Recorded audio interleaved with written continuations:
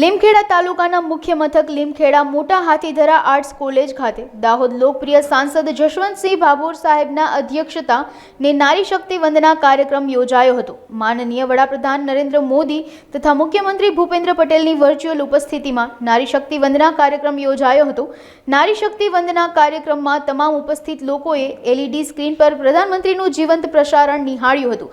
આ કાર્યક્રમમાં વડાપ્રધાને પશ્ચિમ બંગાળથી અને મુખ્યમંત્રી ભૂપેન્દ્રભાઈ પટેલે પાટણથી વર્ચ્યુઅલ સંબોધન કર્યું હતું, જેમાં 13,000થી વધુ સ્વસહાય જૂથની 1,30,000થી વધુ મહિલાઓને 250 કરોડથી વધુ સહાય આપવામાં આવી હતી।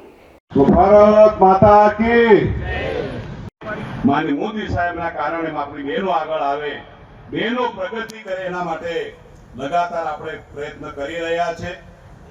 માનનીય મોદી સાહેબે બહેનો આગળ આવે એના માટે 10 કરોડ મહિલા સ્વસહાય જૂથોને 8 લાખ કરોડની બેંક લોન અને 40,000 કરોડ સહાય આપવાનું કામ પહેલીવાર ભારતના પ્રધાનમંત્રી માનનીય મોદી સાહેબે કર્યું છે। શક્તિમાન સ્તંભોને મજબૂત કરવા માટે એમાં સૌથી પહેલા દેશની નારી શક્તિ, દેશની મારી માતાઓ બહેનો,